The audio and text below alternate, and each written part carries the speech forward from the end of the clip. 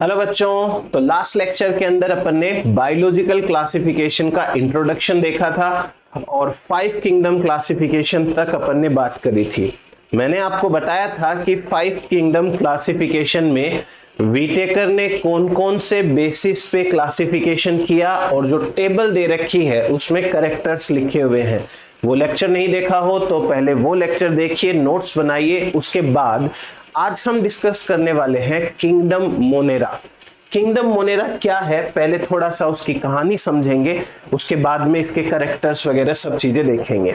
तो सबसे पहली बात, जब स्टार्टिंग के अंदर 2 किंगडम क्लासिफिकेशन हुआ करते थे, तो 2 किंगडम क्लासिफिकेशन के अंदर मोनेरा है उनका तो अता पता ही नहीं था।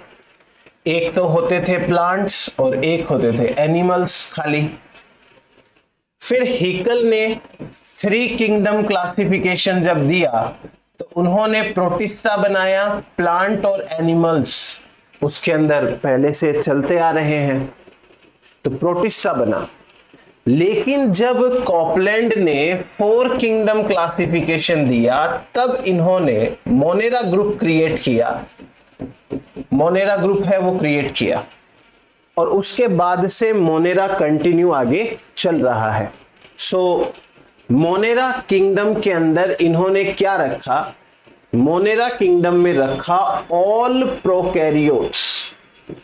ऑल प्रोकैरियोट्स, जितने भी प्रोकैरियोट्स थे सारे के सारे उठा के कहां रख दिए, मोनेरा किंगडम के अंदर। अब अगर हम ध्यान से देखें तो हमको एक चीज समझ में आएगी। क्या समझ में आएगा? हमें यह समझ में आएगा कि यदि ऑल प्रोकैरियोट की बात करें तो बैक्टीरिया के अलावा और है ही कौन? बैक्टीरिया के अलावा है ही कौन? वायरस को तो हम जो है वो इस क्लासिफिकेशन में कहीं नहीं रखते हैं। बैक्टीरिया है, इसके अलावा तो कोई प्रोकैरियोट है ही नहीं। आप सोच के देखो, फिर तो आ जाते हैं यूनिसेल्युलर प्रोटिस्टा यूकैरियोट, फिर मल्टीसेलुलर आ जाते हैं। मतलब बैक्टीरिया के अलावा कोई प्रोकैरियोट है ही नहीं। इसलिए मोनेरा किंगडम के अंदर रखे गए हैं केवल और केवल बैक्टीरिया।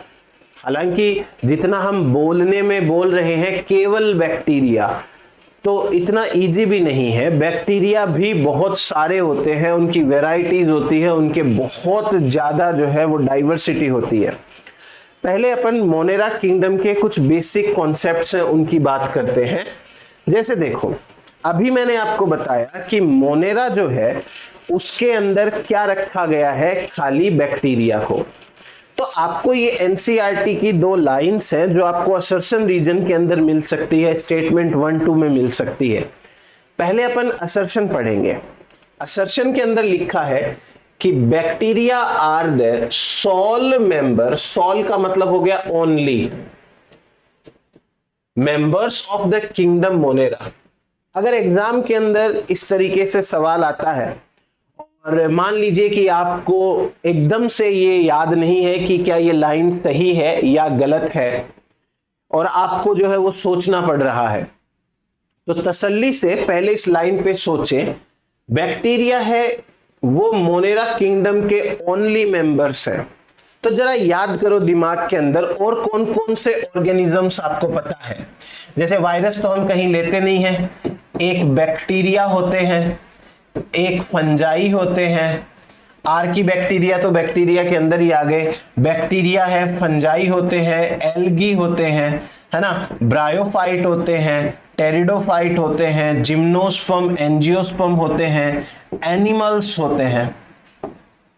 और इसके अलावा बताओ है ही क्या, क्या बच गया? इतने ही तरीके के तो ऑर्गेनिजम्स हैं प्लेनेट के ऊपर। ये एल्गी से एंजियोस्पर्म सारे प्लांट्स आ गए मान लो, ठीक है, एक लाइन में मैं बोलूं तो ये प्लांट्स आ गए और बाकी एनिमल्स हो गए। तो आप ये सोचो कि हमारी धरती के ऊपर यही तो ऑर्गेनिजम्स हैं। फंजाई किंगडम अलग है, ये प्लांट किंगडम अलग है, ये एनिमल किंगडम अलग है, ये और यूनिसेलुलर की बात करो तो प्रोटिस्टा अलग है। ये तो बचा क्या? केवल बैक्टीरिया। अब इनके लिए अलग से किंगडम बनाना पड़ेगा। तो हमारा असर्शन है वो बिल्कुल सही है। असर्शन सही हो गया कि bacteria are the sole member of the kingdom Monera. Kingdom Monera के ये अकेले मेंबर्स होते हैं, बिल्कुल सही बात हो गई। अब क्या रीजन लिखा हुआ सही है? मैंने आपको ये बोला था कि जब कभी भी आप असर्शन रीजन सॉल्व करें तो आपका पहला काम होना चाहिए कि असर्शन पढ़े और रीजन ना पढ़े और दिमाग में खुद सोचें कि क्या रीजन हो सकता है इसका। क्योंकि आपको मैं एक चीज बता दूं, जब देखो एक सिंपल तरीके से समझ के देखो, जब भी अभी कभी आप कोई काम करते हो, है ना, आप कहीं लेट सपोज मोबाइल चला रहे हो, लैपटॉप चला रहे हो, ये चीजें तो सारी की सारी आती है आप लोगों को, है ना। आप लोगों को इंस्टाग्राम चलाना आता है बहुत अच्छे से।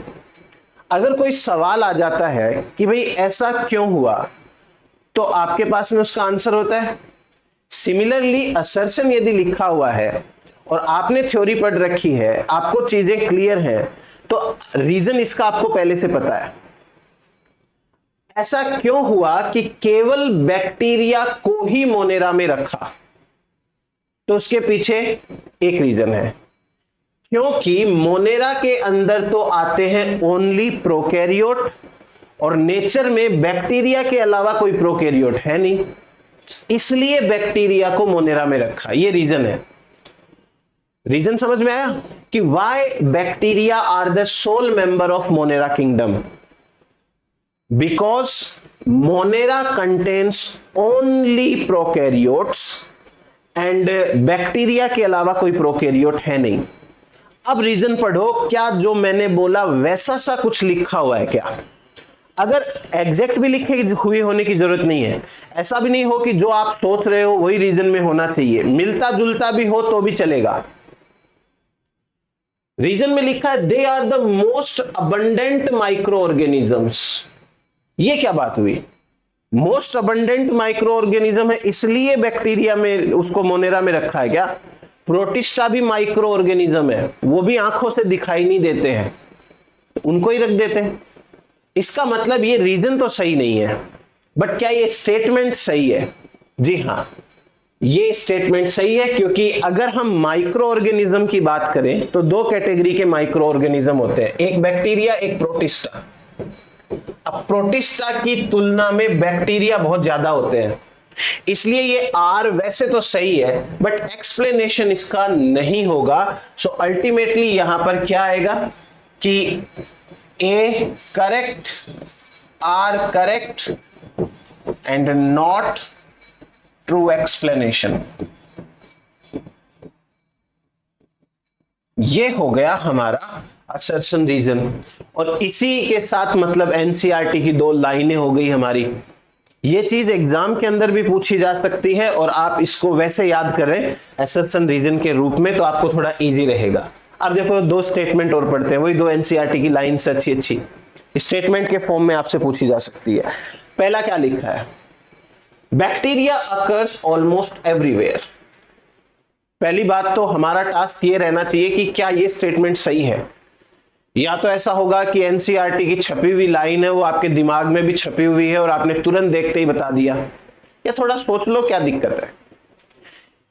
एवरीवेयर, अगर मैं ये कहूं कि हवा, पानी, उसके बाद में जैसे ओशन आ गए, सॉइल आ गया, ठीक है, फूड आ गया, उसके अलावा अदर लिविंग ऑर्गेनिजम्स आ गए, क्या बैक्टीरिया इनके अंदर प्रेजेंट है क्या? हवा में बैक्टीरिया होते हैं, पानी में होते हैं, ओशन में होते हैं, मिट्टी में होते हैं, हम जो फूड खाते हैं उसमें बैक्टीरिया लग जाते हैं। लिविंग ऑर्गेनिज्म की बॉडी के अंदर एंडोपैरासाइट के रूप में और बाहर एक्टोपैरासाइट के रूप में भी बैक्टीरिया होते हैं। हाँ, मतलब बैक्टीरिया देखो ऑलमोस्ट हर जगह है, और क्या ही बच गया यहां पे। इसलिए स्टेटमेंट 1 है वो करेक्ट है, बिल्कुल सही बात है, बैक्टीरिया हर जगह प्रेजेंट होते हैं। अब दूसरा स्टेटमेंट पढ़ो। Bacteria are grouped under 4 categories based on their shape. अब ये चीज जो है वो एनसीईआरटी का एक डायग्राम दिया हुआ है 4 शेप दे रखी है वहां पर। जो गोल होते हैं उनको कोकस कहते हैं, जो सीधे होते हैं उन्हें रोड शेप कहते हैं, जो स्पाइरल होते हैं उन्हें स्पाइरुलिना होता है। तो ऐसे करके 4 कैटेगरी। ये दूसरा वाला स्टेटमेंट बिल्कुल सही है। और आपको ये चीज याद कहां से आएगी? डायग्राम से।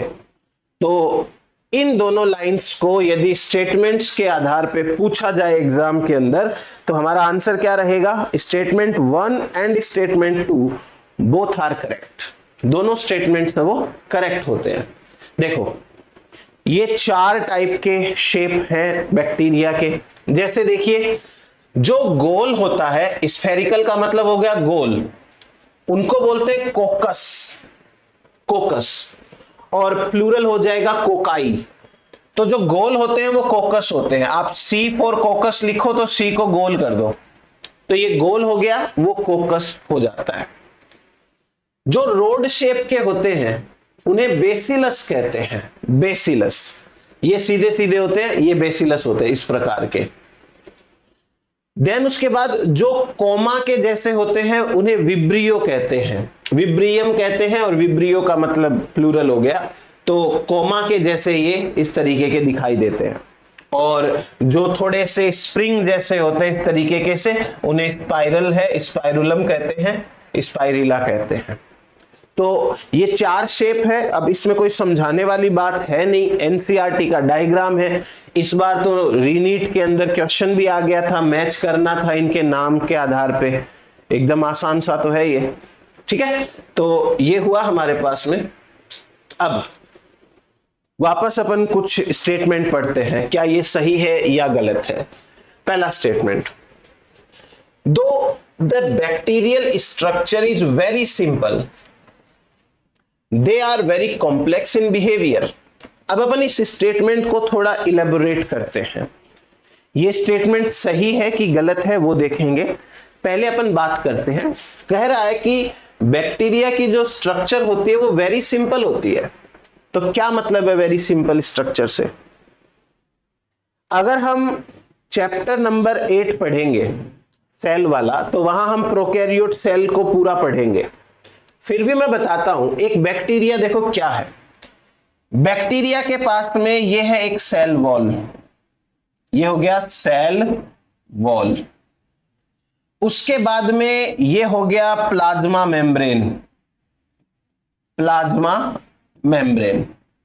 उसके पास बाद में कहीं पर ऐसे चिपका हुआ न्यूक्लियस होगा, जिसे न्यूक्लियोइड बोलते हैं, मतलब पुराने जमाने का न्यूक्लियस है।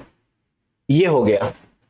कुछ राइबोसोम्स हैं, वो प्लाज्मा मेम्ब्रेन से चिपके हुए हो सकते हैं, राइबोसोम्स, और कुछ राइबोसोम्स हैं वो फ्री भी हो सकते हैं, राइबोसोम्स। मैं भी आपको प्रोकैरियोट सेल की स्ट्रक्चर नहीं समझा रहा वैसे, तो थोड़ा ही समझ लेते हैं बस। इसके अलावा कुछ बहुत ज्यादा चीजें होती नहीं है। ये साइटोप्लाज्म हो जाएगा। एक आधी चीज मीजोसोम वगैरह रिप्रेजेंट करना तो कर सकते हो, बट अभी अपन उतना डिटेल नहीं जा रहे हैं। चीजों को इजी वे में समझने की कोशिश करो आप एक बार, है ना। तो मुझे ये लगता है कि जो स्टेटमेंट 1 ने ये लाइन बोली है कि बैक्टीरिया की स्ट्रक्चर बहुत सिंपल होती है, बिल्कुल सही बात है। बैक्टीरिया की स्ट्रक्चर देखो कितनी सिंपल है, इसमें है ही क्या। और यही अगर कोई यूकैरियोट की सेल होती तो न्यूक्लियस के चारों तरफ मेम्ब्रेन होती, माइटोकॉन्ड्रिया, पेरोक्सिसोम, इसके अंदर endoplasmic reticulum, smooth endoplasmic reticulum, rough endoplasmic reticulum, और पता नहीं क्या क्या बनाना पड़ता।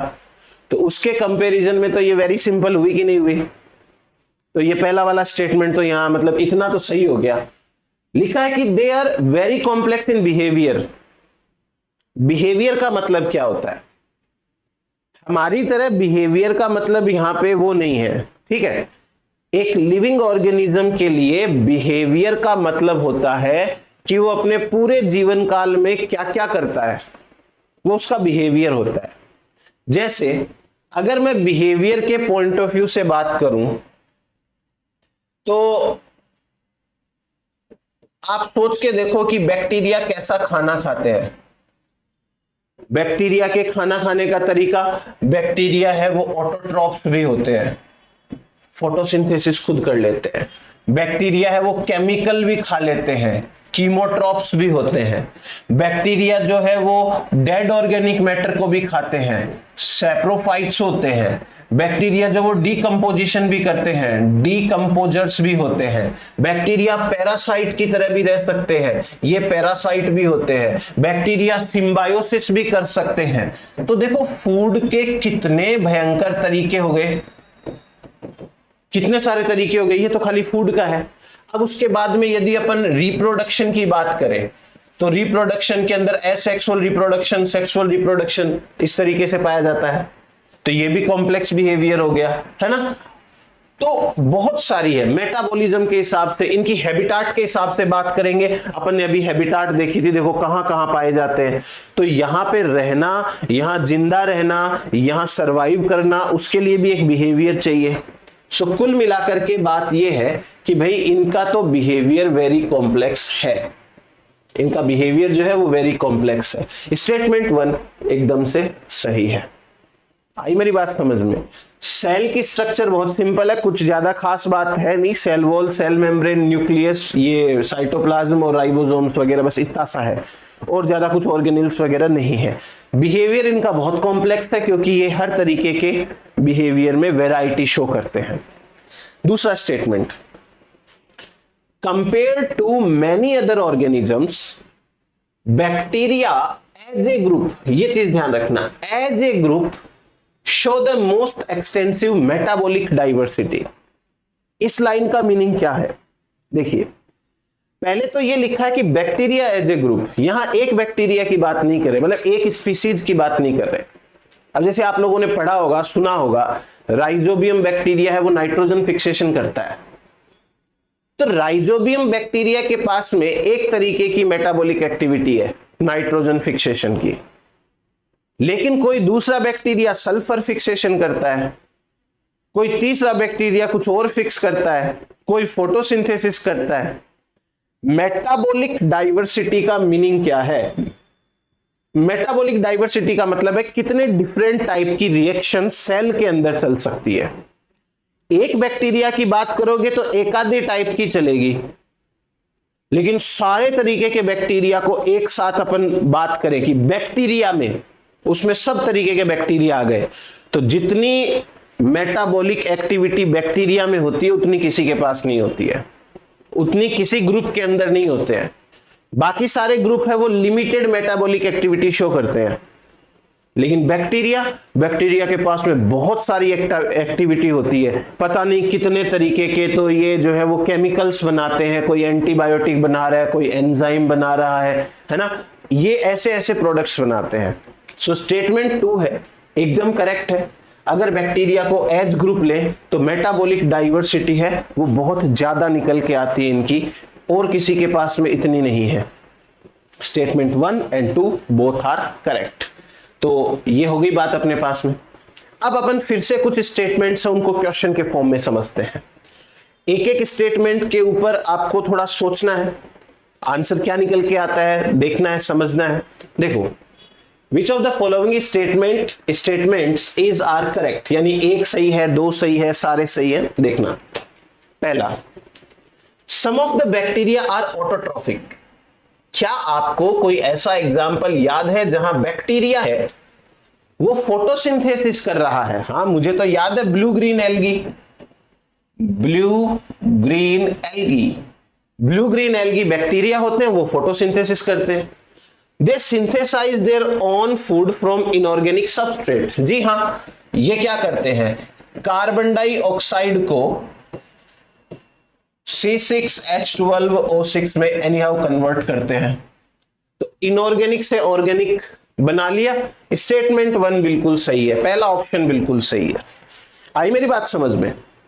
दूसरा, दे मे बी फोटोसिंथेटिक ऑटोट्रॉफ, तो ये आ गए photosynthetic autotroph blue green algae. और कीमोसिंथेटिक ऑटोट्रॉफ्स, कीमोसिंथेटिक केमिकल को यूज करते हैं। जैसे आपको नाइट्रोजन मेटाबॉलिज्म वाले चैप्टर के अंदर नाइट्रोसोमोनास, नाइट्रोकोकस, नाइट्रोबैक्टर, ये क्या करते हैं, ये डिफरेंट नाइट्राइट को ऑक्सीडाइज करके नाइट्रेट बनाते हैं, अमोनिया को उससे पहले ऑक्सीडाइज करते हैं, अमोनियम आयन को ऑक्सीडाइज करते हैं, उसको नाइट्राइट बनाते हैं, फिर नाइट्रेट बनाते हैं। ये नाइट्रोजन फिक्स मेटाबॉलिज्म वाले हैं। इसका मतलब कीमोसिंथेटिक ऑटोट्रॉप्स भी होते हैं। स्टेटमेंट तो 2 भी सही है अपना। अब the vast majority of bacteria are heterotrophs. अगर आप ये ऊपर की 2 कैटेगरी को छोड़ दो, फोटोसिंथेटिक और कीमोसिंथेटिक, तो उनको छोड़ के बाकी सारे हेटेरोट्रॉफ ही हैं। बाकी सारे अपना फूड खुद नहीं बनाते हैं, वो दूसरों के बने हुए फूड के ऊपर अच्छे से डिपेंडेंट रहते हैं। अब वो फूड चाहे कैसे भी लो, जैसे डेड ऑर्गेनिक मैटर से लेते हैं या फिर किसी दूसरे ऑर्गेनिज्म के ऊपर जो है वो पैरासाइट के रूप में रहते हैं। स्टेटमेंट 1, 2, 3 तीनों के तीनों एकदम सही है, तो ऑल ऑफ द अबाव इसका आंसर आ जाएगा। ये एनसीईआरटी की लाइंस हैं, आपको एग्जाम में इसी तरीके से भी मिल सकती है, स्टेटमेंट के फॉर्म्स में भी मिल सकती है। तो नोट डाउन कर लेना कि सारे बैक्टीरिया हैं, मतलब उनमें बहुत ज्यादा कॉम्प्लेक्सिटी पाई जाती है, और कुछ बैक्टीरिया तो फोटोसिंथेसिस करते हैं, जैसे हायर प्लांट्स करते हैं, कुछ केमिकल से कीमोसिंथेसिस करते हैं, कुछ जो है वो हेटेरोट्रॉप्स होते हैं, मतलब मोस्ट ऑफ हेटेरोट्रॉप्स ही होते हैं। तो ये बैक्टीरिया के बारे में सारी बातें। अब अपन आर की बैक्टीरिया पढ़ेंगे, तो एक बार अपन पहले इसको रिवाइज कर लेते हैं फटाफट से। देखो, किंगडम मोनेरा की यदि अपन बात करें तो मोनेरा के अंदर केवल बैक्टीरिया आते हैं, और बैक्टीरिया ही सबसे ज्यादा अबंडेंट माइक्रो ऑर्गेनिज्म होते हैं। फिर बैक्टीरिया है वो हर जगह प्रेजेंट है, अपने को पता है, और बैक्टीरिया को 4 ग्रुप के अंदर डिवाइड करते हैं शेप के आधार पे। गोल को कोकस कहते हैं, कोमा वाले को वाइब्रियम कहते हैं, विब्रियम कहते हैं, रोड वालों को रोड से बेसिलस कहते हैं, और जो स्पाइरल होंगे उन्हें स्पाइरलम कहते हैं। फिर बैक्टीरिया की स्ट्रक्चर बहुत सिंपल होती है, ज्यादा कुछ नहीं है, लेकिन बिहेवियर बहुत ज्यादा खतरनाक होता है, इनका अलग अलग टाइप का होता है। और यदि हम सारे बैक्टीरिया को एक ग्रुप के तौर पे लें तो बैक्टीरिया की जो मेटाबॉलिक डाइवर्सिटी है वो मैक्सिमम निकल के आती है, बहुत टाइप की रिएक्शंस वगैरह ये चलाते हैं। फिर बैक्टीरिया जो है वो फोटोसिंथेसिस करने वाले ऑटोट्रॉफ भी हो सकते हैं, कीमोसिंथेसिस करने वाले कीमोट्रॉफ्स भी हो सकते हैं। बाकी के सारे बैक्टीरिया है वो हेटेरोट्रॉफी होते हैं। अब अपन बात करते हैं आर्की बैक्टीरिया के बारे में। सबसे पहले जो कार्ल हूज है, उन्होंने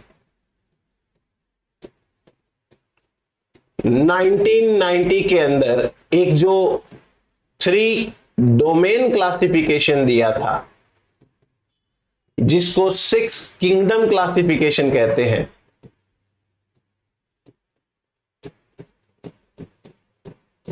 इन्होंने सबसे पहले आर्की बैक्टीरिया को अलग से रीड करने के लिए बोला। इन्होंने डिस्कवरी नहीं करी है, आर्की बैक्टीरिया की। आर्की बैक्टीरिया को पहले से जानते थे लोग, बस इन्होंने कहा कि भाई इनको अलग से दर्जा दो, ये छोटे मोटे लोग नहीं है, ये बड़े लोग हैं। अब आर्की बैक्टीरिया में आप एक सिंपल सा चीज समझिए, आर्की का मतलब होता है वेरी ओल्ड, इसे बोलते हैं प्रिमिटिव।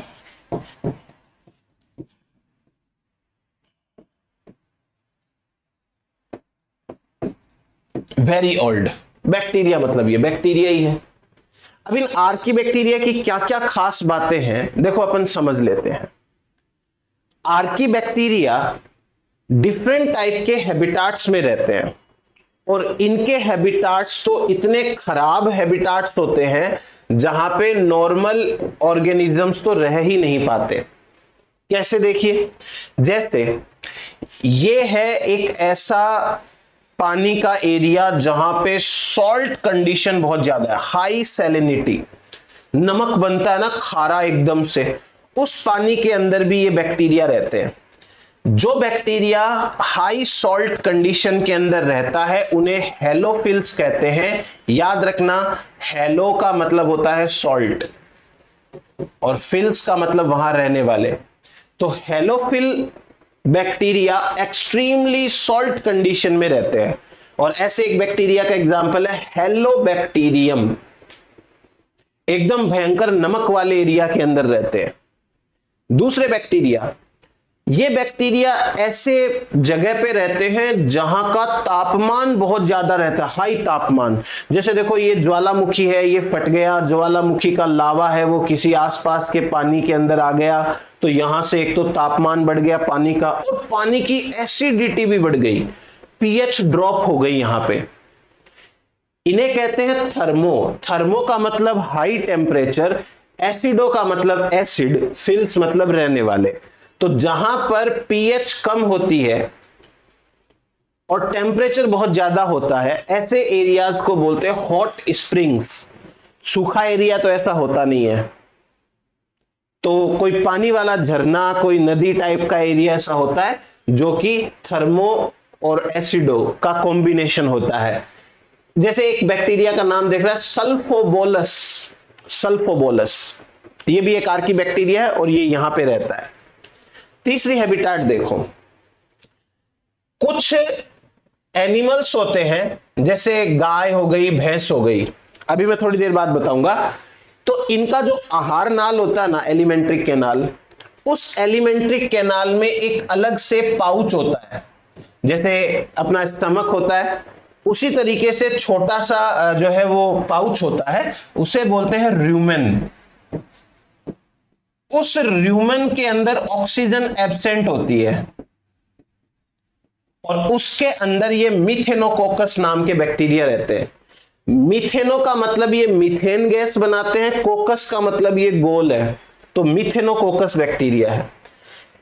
इन गाय भैंस के अंदर रहने के अलावा हमारे धरती पे कुछ एरिया ऐसे हैं दलदल टाइप के से, जिन्हें बोलते हैं मार्शी एरिया। मार्शी एरिया, यहां पर है ना पानी भरा हुआ रहता है और यहां पर भी ऑक्सीजन एब्सेंट रहती है नीचे, और वहां पर ये रहते हैं मिथेनोकोकस। नाम से स्पष्ट है कि ये मीथेन गैस बनाते हैं, तो इनका नाम हो गया मिथेनोकोकस। ये इनके बारे में सिंपल सिंपल बातें हैं। तो अभी अपन एनसीईआरटी का एक स्टेटमेंट पढ़ लेते हैं, क्या ये बातें सही है। These bacteria are special. ये स्पेशल क्यों है, आर्की बैक्टीरिया स्पेशल क्यों है? क्योंकि एक तो आर्की बैक्टीरिया पुराने हैं, दूसरा they live in some of the most harsh habitats, सबसे खराब हैबिटाट्स में रहते हैं ये। Such as extremely salt area, एकदम से सॉल्ट वाला एरिया पहला ऑप्शन। दूसरा हॉट स्प्रिंग्स, गर्म पानी के झरने होते हैं जहां पर एसिडिटी बहुत ज्यादा होती है, या थर्मो एसिडोफिल्स रहते हैं ये। और तीसरा है मार्शी एरिया, जो दलदल वाले से एरिया होते हैं उनके अंदर ये रहते हैं। तो ये इनके रहने के जगह के बारे में बात हो गई। अब जैसे कोई आपसे पूछ ही ले, और जाहिर सी बात है कि जब कार्ल हुज ने आर्की बैक्टीरिया को अलग किया बैक्टीरिया से, तो उनसे पूछा गया भाई ये क्या है, क्यों, क्या चाहते हो आप? तो उन्होंने ये बताया कि देखो जो यू बैक्टीरिया होता है ना, यू बैक्टीरिया का मतलब ट्रू बैक्टीरिया, उसकी और आर्की बैक्टीरिया की जो सेल्स की लेयर्स होती हैं, एनवलप होता है, उसमें अंतर आता है। क्या अंतर आता है? देखो जैसे ये बैक्टीरिया है, बैक्टीरिया के पास में एक ऐसे प्लाज्मा मेम्ब्रेन होती है, ये प्लाज्मा मेम्ब्रेन है बैक्टीरिया की। तो ऐसी प्लाज्मा मेम्ब्रेन तो आर्की बैक्टीरिया के पास में भी होते हैं, तो प्लाज्मा मेम्ब्रेन से प्लाज्मा मेम्ब्रेन कैंसिल कर दो, कोई दिक्कत नहीं है, ये नॉर्मल होती है। लेकिन जो आर्की बैक्टीरिया होते हैं उनके प्लाज्मा मेम्ब्रेन के बाहर भी एक लेयर होती है, और ये लेयर जो है वो सूडोम्यूरिन पदार्थ की बनी है, इसे एस लेयर कहते हैं। और ये जो एस लेयर होती है इसमें पेप्टिडोग्लाइकेन्स नहीं होते, जबकि बैक्टीरिया की जो सेल वॉल होती है उसके अंदर पेप्टिडोग्लाइकेन पदार्थ होते हैं। सिंपल सी आपको सिर्फ ये बात याद रखनी है कि आर्की बैक्टीरिया दूसरे बैक्टीरिया से कैसे डिफरेंट है, क्योंकि उनके पास में एक अलग से डिफरेंट सेल वॉल होती है और ये सेल वॉल के कारण ही वो रह पाते हैं एक्सट्रीम हैबिटाट्स के अंदर। समझ में आया? आपको ये चीज असर्शन रीजन के अंदर भी पूछी जा सकती है। क्या बोलेंगे कि दे सर्वाइव इन, ये असर्शन बनेगा एक्सट्रीमली, मतलब they survive in extreme conditions, ये तो बन गया assertion. Archaebacteria survive in extreme condition where no other microbe can survive, ऐसा। बट इसके पीछे रीजन क्या है? आखिर क्यों आर्की बैक्टीरिया खराब हैबिटाट में रह पाते हैं? Cell wall. तो दूसरा रीजन ये है डिफरेंट सेल वॉल, ये रीजन बन जाएगा। तो आपका एक्सप्लेनेशन करेक्ट आ जाएगा, यहां पे दोनों सही भी हो जाएंगे। तो ये दूसरी बात आर्की बैक्टीरिया की याद रखना। अब तीसरी बात जो मैंने अभी आपको बताई रूमन वाली, देखो ये गाय भैंस है। गाय भैंस के एलिमेंट्री कैनाल में डाइजेस्टिव सिस्टम के अंदर आप देख पा रहे होंगे शायद यहां पे कि ये एक, जब माउथ से स्टार्ट करते हैं तो यहां पर एक छोटा सा कमरा होता है, इस कमरे को बोलते हैं र्यूमन। ठीक है, इस कमरे को अपन बोलेंगे र्यूमन। ये छोटा सा कमरा है, इसे र्यूमन बोलते हैं। आपको ये याद रखना है कि जो र्यूमन है, इस र्यूमन के अंदर ऑक्सीजन नहीं होती, ऑक्सीजन एब्सेंट होती है। तो एक तरीके से एनएरोबिक एनवायरनमेंट हो गया ये। जब गाय भैंस पेड़ पौधे खाती हैं, चारा खाती हैं, तो वो चारा जब र्यूमन में पहुंचता है तो र्यूमन के अंदर बैठे हुए हैं मिथेनोजेंस। वो क्या करते हैं, इस चारे में से सेल्यूलोज की जो सेल वॉल होती है उसको डिग्रेड करते हैं, और सेल्यूलोज की सेल वॉल डिग्रेड होगी, बाद में जो है वो फूड आगे चला जाएगा एलिमेंट्री कैनाल में। बाकी का काम ये गाय भैंस खुद कर लेती है। और अगर हम गाय भैंस के गोबर को इस्तेमाल करें तो गाय भैंस के गोबर के अंदर भी आर्की बैक्टीरिया प्रेजेंट होते हैं। आर्की बैक्टीरिया प्रेजेंट होते हैं, और हम अलग से पढ़ेंगे वो जो चैप्टर है अपना माइक्रोब्स इन ह्यूमन वेलफेयर वाला, जिसके अंदर बायोगैस प्लांट वगैरह पढ़ना है, वो सब तो बात करेंगे। मीथेन गैस बनती है, मीथेन गैस को बायोगैस बोलते हैं। ये ईंधन के रूप में काम में आती है किचन विचन के अंदर। तो ये है मीथेनोजेंस के बारे में। क्या कहानी है मीथेनोजेंस की भाई? Methanogens are present in the gut of several ruminant animals. जिनके अंदर ह्यूमन होती है उसे रूमिनेंट एनिमल कहते हैं। Such as cow and buffalo, गाय भैंस जो अपने नॉर्मली रखते हैं, they are responsible for the production of methane biogas और from the dung of these animals. तो इनके डंग के अंदर भी वो बैक्टीरिया होंगे, तो बायोगैस अपन प्रोडक्शन आराम से यहां पे कर सकते हैं। ये बात हो जाती है हमारी एक। सो ये तो हो गए आर्की बैक्टीरिया के बारे में बातें सारी की सारी। देखो तीन चीजें हैं, तीन लाइन है मतलब आर्की बैक्टीरिया का, कि पहली तो ये डिफरेंट हैबिटाट्स में रहते हैं, इतने खराब हैबिटाट्स में जहां कोई नहीं रह सकता। बहुत ज्यादा सॉल्ट, टेम्परेचर एंड पीएच, और दूसरा ऑक्सीजन की कमी। ऑक्सीजन की कमी दो जगह होती है, एक तो ये जो गाय भैंस होती है उनके एलिमेंट्री कैनाल में र्यूमन में, और दूसरा ये जहां पे दलदल सा होता है, पानी भरा रहता है वहां पर। बैक्टीरिया और यू बैक्टीरिया की सेल वॉल, आर्की बैक्टीरिया और यू बैक्टीरिया की सेल वॉल में अंतर आता है। यहां पर एक एक्स्ट्रा लेयर पाई जाती है जिसे एस लेयर बोलते हैं। इसमें पेप्टिडोग्लाइकेंस नहीं होते, बल्कि बैक्टीरिया वाली में पेप्टिडोग्लाइकेंस जरूर होते हैं। और उसके बाद में ये कहां पर क्या मतलब मीथेनोजेंस रहते हैं, वो एक सिंपल सी चीज हो गई। अब नेक्स्ट अपन बात करते हैं यू बैक्टीरिया। देखो यू का मतलब ही होता है ट्रू, यू का मतलब होता है ट्रू। तो ये ट्रू बैक्टीरिया है। ट्रू बैक्टीरिया किस सेंस में? आर्की बैक्टीरिया ट्रू नहीं है क्या, वो झूठे हैं क्या? ट्रू का मतलब होता है यहां पे कि जो बैक्टीरिया की डेफिनेशन होती है वो डेफिनेशन इनके ऊपर अप्लाई होती है कि सबसे पहले जब बैक्टीरिया ही हमने पढ़े, हमको लगा यही होते होंगे, तो इनको बोल दिया ट्रू बैक्टीरिया। और जो आर्की बैक्टीरिया है उनके पास में इनसे भी प्रिमिटिव कैरेक्टर्स पाए जाते हैं, तो उनको हमने आर्की बैक्टीरिया करके बोल दिया। तो ये ट्रू बैक्टीरिया, आर्की बैक्टीरिया का कॉन्सेप्ट होता है। देखो, ट्रू बैक्टीरिया के बारे में बात करते हैं। ट्रू बैक्टीरिया ही सबसे ज्यादा टाइप के बैक्टीरिया या माइक्रो ऑर्गेनिज्म होते हैं, ये बात अपन ने पहले कर ली है। They are characterised by the presence of rigid cell wall and if motile a flagellum. ये दो बातें हैं, ये दोनों की दोनों बातें अपन चैप्टर 8 के अंदर बहुत अच्छे से करेंगे जब हम बात करेंगे प्रोकैरियोटिक सेल की। एक रिजिड सेल वॉल होती है, कैसे बनी होती है, किस चीज की बनी होती है, वो देखना पड़ेगा। और उसके साथ में फ्लैजिलम क्या होती है, इसकी स्ट्रक्चर कैसी होती है, वो सारी देखनी पड़ेगी। तो मुझे नहीं लगता अगर एग्जाम के अंदर ये सवाल आ जाए, ये स्टेटमेंट लिखा हुआ हो, तो आप इसको गलत करके आओगे। और अगर आपने गलत किया तो हो सकता है बहुत कुछ मजबूरी रही होगी आपकी, अदरवाइज ये स्टेटमेंट गलत करने वाला है ही नहीं। तो कुछ खास इसके अंदर है नहीं, ठीक है।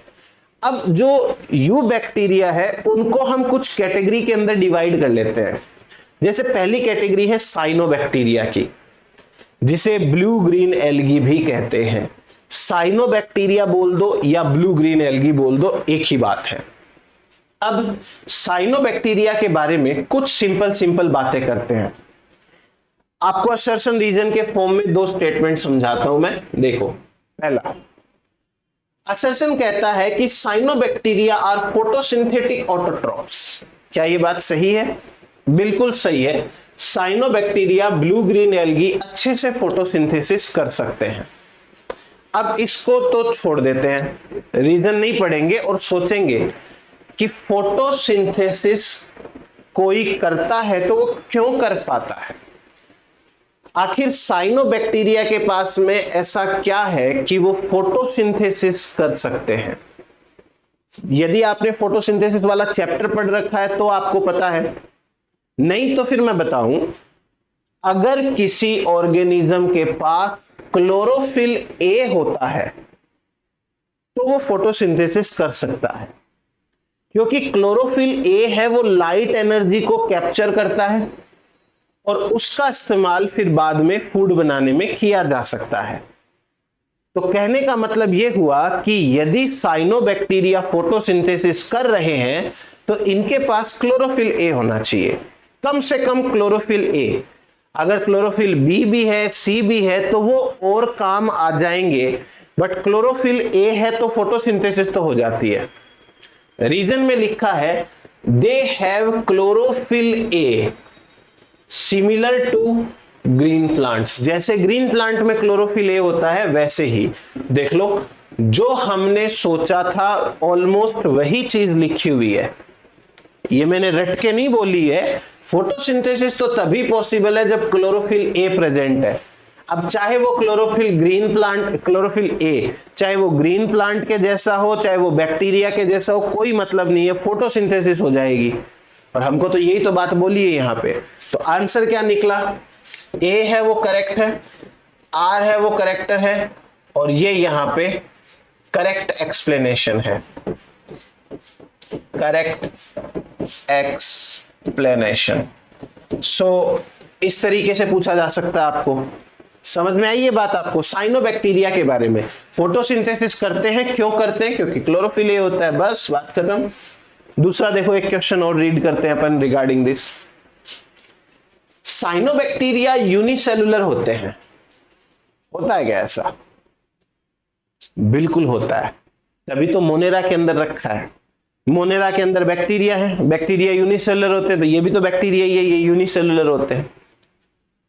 कॉलोनी बना सकते हैं क्या? हाँ, क्या दिक्कत है? एक बैक्टीरिया, दो बैक्टीरिया, तीन बैक्टीरिया, चार बैक्टीरिया, पांच बैक्टीरिया, और इनके बाहर यदि कोई ऐसे म्यूकस टाइप का पदार्थ जम जाए तो ये सेल्स एक दूसरे से अलग नहीं हो पाएगी, ये कॉलोनी बन गई। कॉलोनी इसी को तो कहते हैं जब साथ में रहते हैं। तो ये कॉलोनी बना सकते हैं। क्या ये फिलामेंटस हो सकते हैं? हाँ, ये देखो फिलामेंट ही तो है, धागा।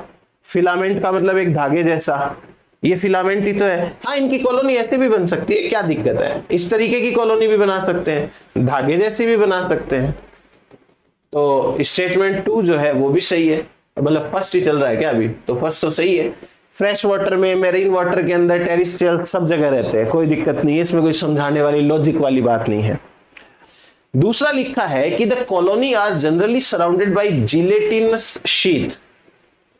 जिलेटिन एक पदार्थ का नाम होता है, चिपचिपा पदार्थ होता है, उसकी एक शीट है।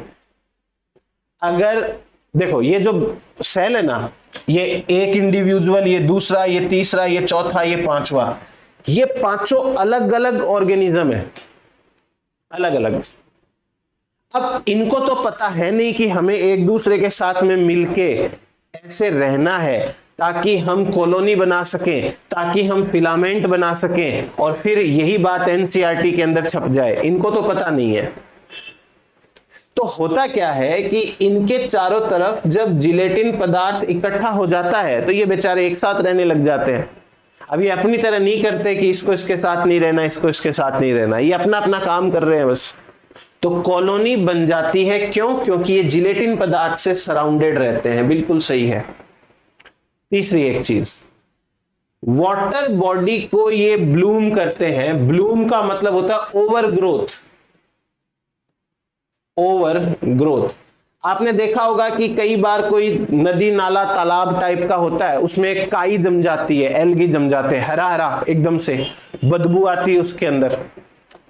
गांवों के अंदर भी आसपास कभी कभी पानी भर जाता है किसी एरिया के अंदर, तो वहां पर काई जम जाती है, उसी को तो एल्गल ब्लूम बोलते हैं। ये एक प्रकार का पोल्यूशन है, क्योंकि काई अगर देखो, जैसे ये पानी है, मान लो ये वाटर बॉडी है, और इसके ऊपर यहां पर पानी के ऊपर काई जम गई, यानी कि ये बैक्टीरिया जम गए। अब चूंकि इनके पास में जिलेटिन पदार्थ है, तो जिलेटिन पदार्थ है तो यहां पर ऑक्सीजन जो है वो अंदर नहीं जा पाएगी पानी में, और ऑक्सीजन अंदर नहीं जाएगी तो यहां पर जो फिशेज होंगी, मछलियां होंगी, इनकी डेथ हो जाती है, मर जाती है बेचारी ये। ऐसी सी कुछ बातें जो है वो एनसीईआरटी के उस चैप्टर में करी हुई थी, 12th क्लास का लास्ट चैप्टर 16 वाला है ना, एनवायरमेंटल इश्यूज, बट हटा दिया चैप्टर ही, चैप्टर हट गया, बट चीजें तो देखो कनेक्टेड होती हैं एक दूसरे से। तो ये सारे के सारी बातें बिल्कुल सही है ब्लू ग्रीन एल्गी के बारे में, कि ये जो ब्लू ग्रीन एल्गी होते हैं ये यूनिसेलर भी होते हैं, कॉलोनी भी बनाते हैं, फिलामेंट जैसे भी होते हैं, यहाँ वहां सब जगह पाए जाते हैं। कॉलोनी है वो एक चिपचिपे पदार्थ से घिरी हुई रहती है, तभी तो ये सेल इकट्ठी होकर रह पाएगी, वरना तो नहीं रह पाएगी। और ये ब्लूम बनाते हैं वाटर के ऊपर। ठीक, अब देखो जैसे ये नोस्टॉक का एक एग्जाम्पल दे रखा है, नोस्टॉक। ये जो नोस्टॉक है ना, इस नोस्टॉक में आपको यहां पे ये जो सेल्स दिखाई दे रही है, ये एक पूरा ऑर्गेनिज्म है, और ये फिलामेंटस ऑर्गेनिज्म है। यहां पर इंडिविजुअल सेल है, आप काउंट कर सकते हो 1 2 3 ऐसे, एक एक जो सेल है वो एक एक नोस्टॉक है, और पूरी सेल्स एक फिलामेंट के तौर पे रहती है। तो जब हम नोस्टॉक या एनाबिना हमारे दिमाग में आता है तो हमको ये लगता है कि एक फिलामेंटस जो एल्गी है वो नोस्टॉक है। नहीं भाई, नोस्टॉक ये सेल का नाम है। आप एक बार सिंपली काउंट करते हैं, 1 2 3 4 5 6 7 8 9 10 11 12 13 14 15 16 17 18 19 20 21 22 23 24 25, यहां 25 नोस्टॉक है। बट वो नोस्टॉक सारे साथ में रहते हैं तो हमको एक धागे जैसा दिख रहा है, हम इसको नोस्टॉक बोलते हैं, कोई दिक्कत नहीं है। आपसे पूछे कि नोस्टॉक कैसा है तो आप बोलो फिलामेंटस है, फिलामेंटस, क्योंकि इसकी जो सेल्स है इनको अलग करके रखेंगे हम तो फिर से ये फिलामेंट बना लेती हैं, डिवाइड होंगी, और इनके चारों तरफ वो जेली जैसा पदार्थ होता है, तो वो जो दो सेल बनती है वो एक दूसरे से अलग नहीं हो पाती, तो फिलामेंट ही बनेगा। आप कितनी बार भी अलग कर लो, जब भी डिवीजन होगा तो वापस फिलामेंट बन जाएगा, वापस फिलामेंट, वापस फिलामेंट, इसलिए हम इसे फिलामेंटस ही बोलते हैं। ठीक है, अब देखो इस फिलामेंटस एल्गी के अंदर, ब्लू ग्रीन एल्गी के अंदर कुछ सेल्स होती हैं जो मॉडिफाई हो जाती हैं, इन्हें हेटेरोसिस्ट बोलते हैं। इन हेटेरोसिस्ट का मेन काम होता है नाइट्रोजन फिक्सेशन का। तो यहां पे ज्यादा मैं छेड़ नहीं सकता इसको। ये हेटेरोसिस्ट के अंदर फोटोसिंथेसिस मॉडिफाई हो जाती है, फोटोसिंथेसिस को लेकर चेंजेस आते हैं, फोटोसिंथेसिस मॉडिफाइड। वो बातें ऐसी है कि जो यहां पे डिस्कस करेंगे तो चैप्टर का अनर्थ हो जाएगा। अभी एक बार अपन स्टिक टू द पॉइंट रहते हैं। हमने पिछले स्लाइड के अंदर जैसा देखा उसके अनुसार ये जो साइनोबैक्टीरिया वगैरह है ये यूनिसेलुलर कॉलोनियल टाइप के हो सकते हैं, और इसके अंदर ये हमने नोस्टोक एनाबिना का एग्जांपल, कुछ नाइट्रोजन फिक्सेशन करते हैं और नाइट्रोजन फिक्सेशन स्पेशलाइज्ड सेल में होता है जिनका नाम है हेटेरोसिस्ट। तो ये जरूर आपको ध्यान रखना है, डायग्राम के अंदर यहीं पे आप लिख लेना नाइट्रोजन फिक्सेशन, और ये हेटेरोसिस्ट होती है, स्पेशलाइज्ड सेल होती है। स्पेशलाइज्ड सेल क्यों होती है? क्योंकि इनके अंदर ऑक्सीजन एब्सेंट होती है। नाइट्रोजन फिक्सेशन के लिए ऑक्सीजन जो है वो एब्सेंट होनी चाहिए, तो इन सेल में चेंजेस आ जाते हैं तो ये स्पेशलाइज हो जाती है, बस और कुछ भी नहीं है, सिंपल सी बात यही तो है। ठीक है, अब नेक्स्ट अपन बात करते हैं कीमोट्रॉपिक कीमोसिंथेटिक ऑटोट्रॉप्स। है तो ये ऑटोट्रॉप्स लेकिन ये कीमोसिंथेटिक होते हैं। जैसे अमाइनो एसिड है, अमाइनो एसिड, इस अमाइनो एसिड का ऑक्सीडेशन करेंगे तो इसमें से अमोनियम आयन निकलेगा। इस अमोनियम आयन का ऑक्सीडेशन करेंगे तो ये नाइट्राइट में कन्वर्ट हो जाएगा। इस नाइट्राइट का और ऑक्सीडेशन करेंगे तो ये नाइट्रेट के अंदर कन्वर्ट हो जाएगा। ये वाला काम जो है वो करते हैं हमारे बैक्टीरिया। देखो ये बैक्टीरिया क्या करते हैं, ये इनऑर्गेनिक कंपाउंड्स को ऑक्सीडाइज करते हैं। अमाइनो एसिड है वो तो ऑर्गेनिक है, ऑब्वियस सी बात है, ये ऑर्गेनिक है।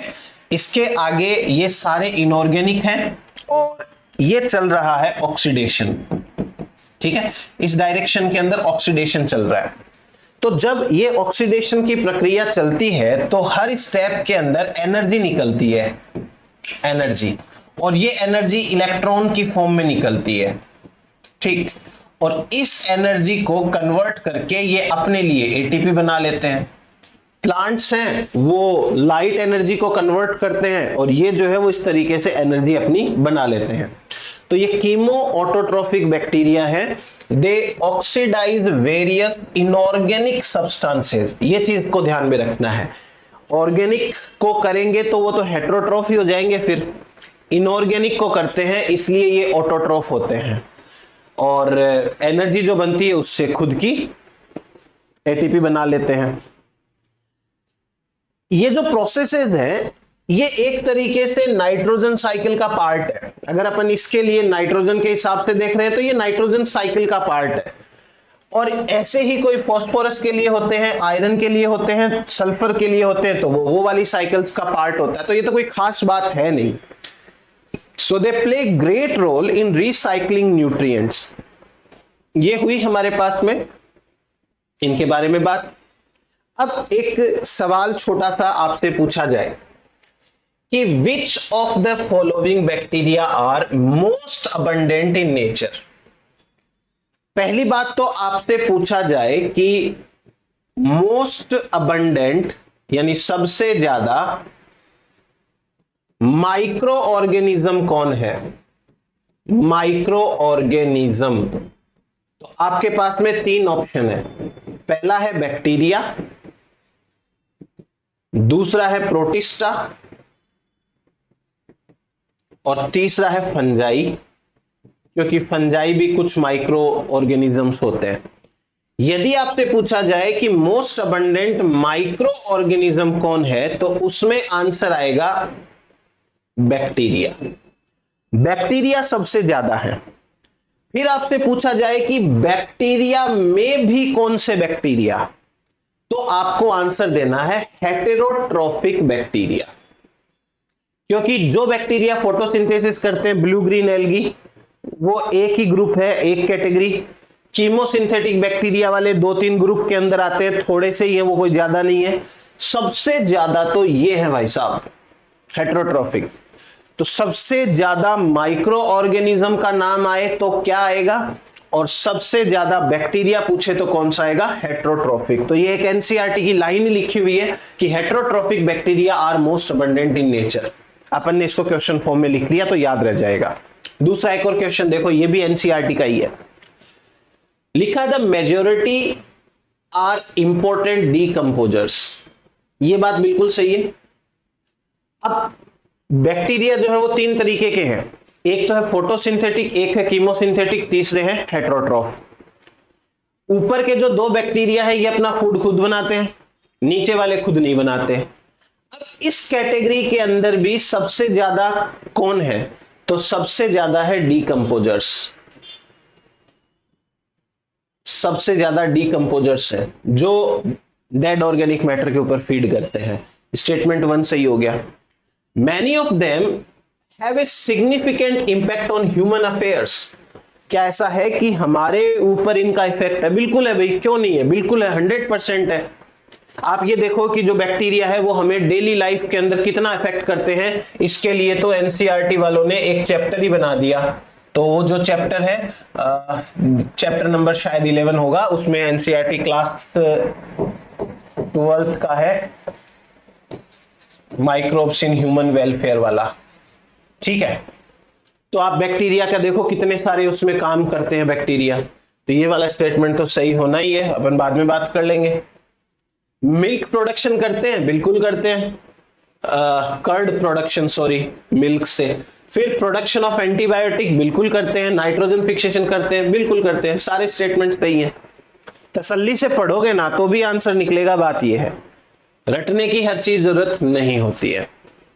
अब आपसे एक और सवाल पूछा जा सकता है, क्या कि बैक्टीरिया कौन कौन सी डिजीज कॉज करते हैं। मैंने इसको थोड़ा क्वेश्चन की फॉर्मेट में ले लिया। सवाल है कि which of the following bacterial disease, यानी कि ये चारों डिजीज बैक्टीरिया से होती है, is not an animal disease. Animal की डिजीज नहीं होनी चाहिए। देखो, कोलेरा है, टाइफॉइड है और टिटनेस है, ये तीनों हमारे अंदर भी होती है, तो ये तो एनिमल डिजीज हो गई। सिट्रस कैंकर, ये प्लांट की डिजीज होती है। सिट्रस का मतलब नींबू, नींबू, संतरा, मौसमी, ये सारे के सारे, ये एक प्लांट डिजीज है। तो आंसर तो आ जाएगा इसका ऑप्शन नंबर 4। बट फिर भी आपको ये चीज तो पता हो कि जो कोलेरा है वो भी एक डिजीज है, बैक्टीरिया के द्वारा फैलती है। टिटनेस है, टाइफॉइड है, वो भी डिजीजेज हैं जो बैक्टीरिया से होती है। और प्लांट्स में भी हजारों डिजीज होती है। अपने सिलेबस के अकॉर्डिंग बात करेंगे। ये चीज आप लोगों के लिए एक्स्ट्रा है थोड़ी सी, अगर आपको इच्छा हो तो देख लेना, नहीं तो कोई बात नहीं। कोलेरा विब्रियो कोलेरी नाम का बैक्टीरिया होता है और ये एक कोमा शेप का बैक्टीरिया होता है, वो कॉज करता है। कभी विब्रियो देखा था।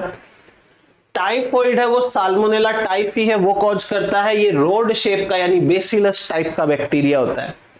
टिटनस डिजीज है वो क्लोस्ट्रीडियम टिटनी, ये कॉज करता है, ये रोड शेप का होता है। और जो सिट्रस कैंकर है ये जेंथोमोनास सिट्राई नाम का बैक्टीरिया होता है, ये कॉज करता है। आपको मन हो याद करने का, थोड़ा ध्यान रखने का चीजें, तो आप कर सकते हैं, अदरवाइज कोई दिक्कत नहीं है। ये 4 बैक्टीरियल डिजीज हैं और उनके कॉजल ऑर्गेनिजम्स हैं। ठीक है, अब बात करते हैं रिप्रोडक्शन की। बैक्टीरिया किस तरीके से रिप्रोडक्शन करते हैं। 3 चीजें ध्यान रखनी है, सिंपल। पहला, बाइनरी फिशन। बाइनरी फिशन में आपको सेल साइकिल वाले चैप्टर में भी पढ़ाऊंगा, फिर उसके बाद में जब अपन 12th क्लास का पहला चैप्टर पढ़ेंगे तभी भी मैं आपको बताऊंगा। हालांकि वो चैप्टर हटा दिया गया है जो एनसीईआरटी पुरानी वाली टाइप की थी उसमें से, लेकिन फिर भी एग्जाम के अंदर वो चैप्टर से काफी सारी चीजें लिंक्ड हैं, तो आ जाती हैं, मैं आपको सारी बता दूंगा।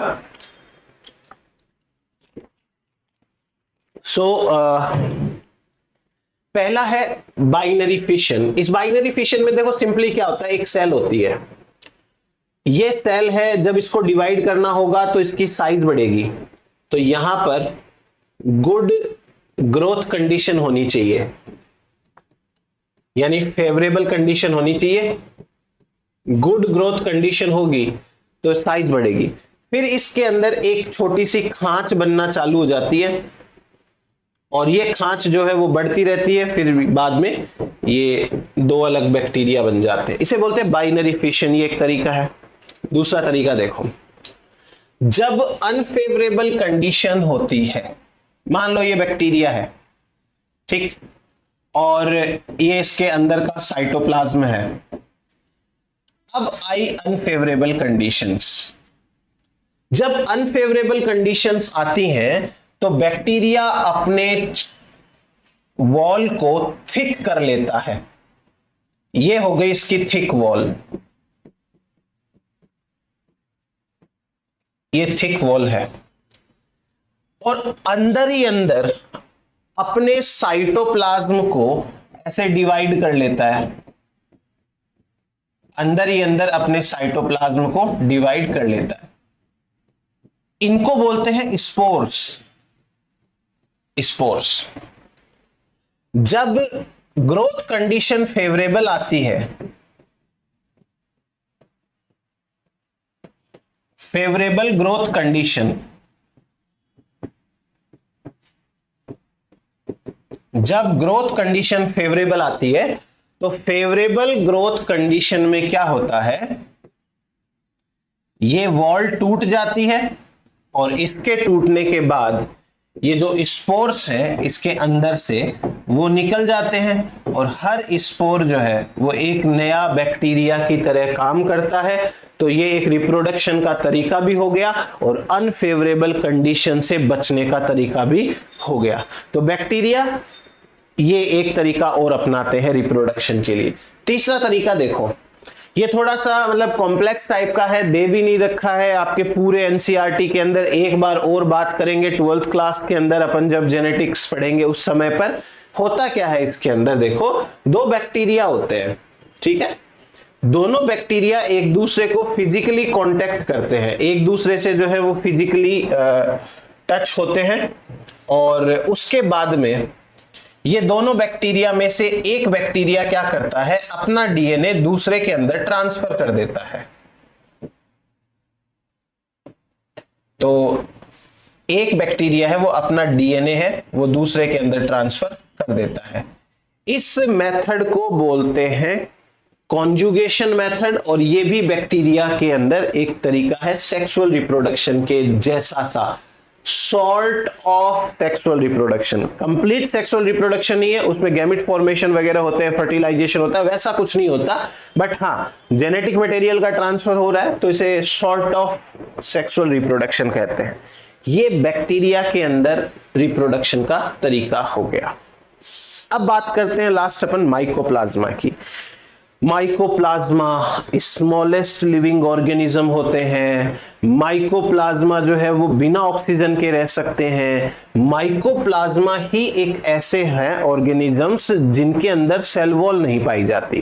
देखो ये जो नाम है माइकोप्लाज्मा, ये एक ओल्ड नेम है, ओल्ड नेम है, ठीक है।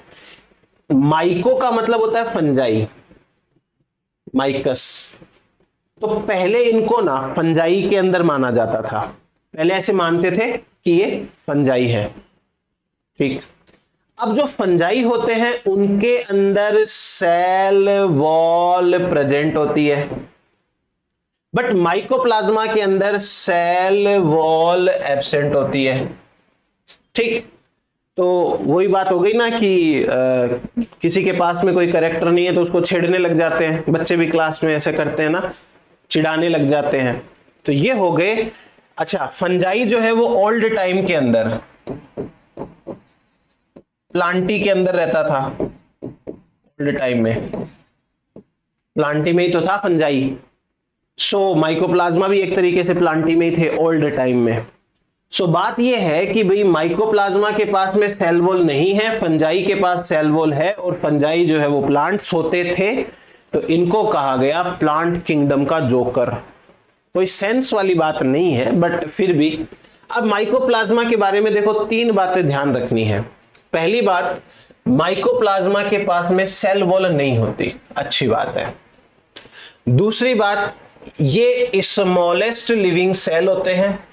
तीसरी बात, कैन सर्वाइव विदाउट ऑक्सीजन। और चौथी बात है कि ये पैथोजेनिक होते हैं एनिमल्स एंड प्लांट्स दोनों में।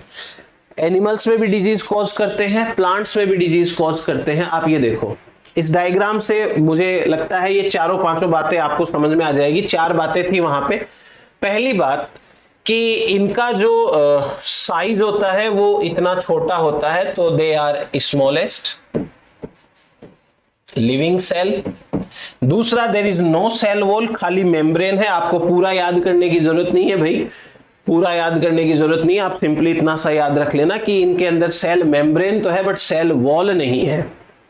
फिर पैथोजेनिक इंपैक्ट, मतलब ये एनिमल्स के अंदर भी डिजीज कॉज करते हैं, जैसे न्यूमोनिया डिजीज है वो करते हैं। फिर यूरिनरी ट्रैक्ट के अंदर इन्फ्लेमेशन करते हैं। माइकोप्लाज्मा जेनिटेलम है एक माइकोप्लाज्मा का नाम, ये डिजीज कॉज करता है, तो उतना भी जाने की जरूरत नहीं है। बट हाँ, प्लांट्स में एनिमल्स के अंदर डिजीज कॉज करते हैं ये, और छोटे साइज के होते हैं, सेल वॉल इनके अंदर होती नहीं है, बिना ऑक्सीजन के ये सरवाइव कर सकते हैं। तो ये कुछ छोटी मोटी बातें हैं इनके बारे में, ठीक है। ये आपको माइकोप्लाज्मा में याद रखना है। अब अपन थोड़े से PYQs देख लेते हैं नीट के अंदर आए हुए पुराने। जैसे 2022 के अंदर एक सवाल आ रखा है मोनेरा से, क्या कहा है, करेक्ट स्टेटमेंट पता करना है। पहला पढ़ते हैं, बैक्टीरिया आर एक्सक्लूसिवली का मतलब होता है ओनली, हेट्रोट्रॉफिक ऑर्गेनिज्म। क्या बैक्टीरिया केवल हेट्रोट्रॉफिक है? बैक्टीरिया फोटोसिंथेटिक भी होते हैं, चीमोऑटोट्रॉफ भी होते हैं, हेट्रोट्रॉफिक सबसे ज्यादा होते हैं, बट ओनली तो हेट्रोट्रॉफिक नहीं है। खत्म करो उसको। Slime moulds are saprophytic organisms classified under Monera kingdom. तो स्लाइम मोल्ड्स आर सैप्रोफिटिक, यहां तक बात सही है। मोनेरा किंगडम गलत है, प्रोटिस्टा आता है यहां पे। ये प्रोटिस्टा के मेंबर्स हैं, तो आधा स्टेटमेंट सही है आधा गलत है, बट गलत ही तो है फिर complete. Mycoplasma have DNA, ribosome and cell wall. ये आ जाओ भाई, ये रहा डीएनए, ठीक है, ये रहे छोटे मोटे ribosomes, simplified ribosomes, cell membrane है बट सेल वॉल एब्सेंट है, नहीं पाई जाती, ये गलत हो गया। तो पहले तो चौथा ऑप्शन पढ़ने की जरूरत ही नहीं है, बट फिर भी चलो पढ़ लेते हैं कि साइनोबैक्टीरिया है वो ग्रुप ऑफ ऑटोट्रॉफिक ऑर्गेनिज्म है जो खुद अपना फूड बनाते हैं, और उनको क्लासिफाई किया गया है अंडर मोनेरा किंगडम। सही बात है, तो ये अपना स्टेटमेंट हो गया सही। अब कॉलम मैच करेंगे। इसका आगे वाला पार्ट है वो मैंने लिया नहीं ऑप्शंस वाला, क्योंकि बड़ा सा डायग्राम बन जाता है, ये छोड़ो, उसको अपन इतने में कर लेंगे। हेलो का मतलब होता है सॉल्ट, तो ये आएगा सॉल्ट एरिया वाले, इसमें आएगा फोर्थ वाला ऑप्शन। थर्मो और एसिडो, थर्मो और एसिडो का मतलब है कि ये हॉट स्प्रिंग्स के अंदर पाए जाते हैं, इसमें आएगा 1। मिथेनोजेंस है वो गट्स ऑफ रूमिनेंट के अंदर पाए जाते हैं, इसमें आएगा 3rd। और ये साइनोबैक्टीरिया है वो एक्वाटिक हो जाएंगे, एनवायरमेंट के अंदर पानी में रहते हैं। देखो सिंपल सा है, आपको एग्जाम में इस तरीके से पूछे जा सकते हैं सवाल, तो प्रिपेयर रहना इस चीज के लिए। Which of the following are found in extreme saline condition. अभी तो सेलाइन, हेलाइन, हेलो, आर्कीबैक्टीरिया समझ में आया, ये इस तरीके से सॉल्व कर सकते हैं। हाँ, एक और चीज बता देता हूं आपको मैं, जो सेलाइन कंडीशन होती है ना, सेलाइन मतलब सॉल्ट ज्यादा है, इसको हेलाइन भी बोल सकते हैं, कोई दिक्कत नहीं है, दोनों एक ही बात रहेगी। सेलाइन हेलाइन एक ही बात है। नेक्स्ट देखो, which among the following are smallest living cells known with a definite cell wall. देखो पहले तो स्मॉलेस्ट लिविंग सेल ही बोल दिया तो माइकोप्लाज्मा लगा सकते हैं। डेफिनेट सेल वॉल के बिना होती है, विदाउट सेल वॉल होती है। Pathogenic to plant and animals हो सकती है, विदाउट ऑक्सीजन रह सकती है। आप इसी के बेसिस पे भी आंसर लगा सकते हो, कोई दिक्कत वाली बात नहीं है। नेक्स्ट देखो, 2016 के अंदर आया, क्या पूछा है कि द प्रिमिटिव प्रोकैरियोट्स, प्रिमिटिव है तो मेरे को आर्कीबैक्टीरिया याद आ गया, हेलोफिल्स भी आर्कीबैक्टीरिया है, थर्मोएसिडोफिल भी है, मिथेनोजेंस भी। अच्छा, बायोगैस प्रोडक्शन करते हैं भाई, तो भाई फिर ये मिथेनोजेंस आ जाएंगे। ये सवाल ऐसे सॉल्व हो जाएगा आराम से। फिर देखो, archaebacteria differ from eubacteria. Archaebacteria और यूबैक्टीरिया में किस बात का डिफरेंस है? सेल मेम्ब्रेन का तो नहीं है, दोनों में सेल है, मेम्ब्रेन सेम होती है। मोड ऑफ न्यूट्रिशन का भी क्या ही आएगा, सेल शेप का, और सेल मोड ऑफ रिप्रोडक्शन नहीं है, सेल की शेप का भी नहीं है, मोड ऑफ न्यूट्रिशन का भी नहीं है, तो फिर तो यही आएगा सेल मेम्ब्रेन का। एस लेयर प्रेजेंट होती है, तो इन्होंने सेल लेयर का मतलब पूरा एनवेलप है उसकी बात कर दी है। चलो, तो ये हुआ हमारे पास में Monera kingdom complete. Next lecture के अंदर अपन आगे प्रोटिस्टा वाला किंगडम पढ़ेंगे, तब तक आप इसको देखो, नोट्स बनाओ, सबको बताओ। Thank you so much.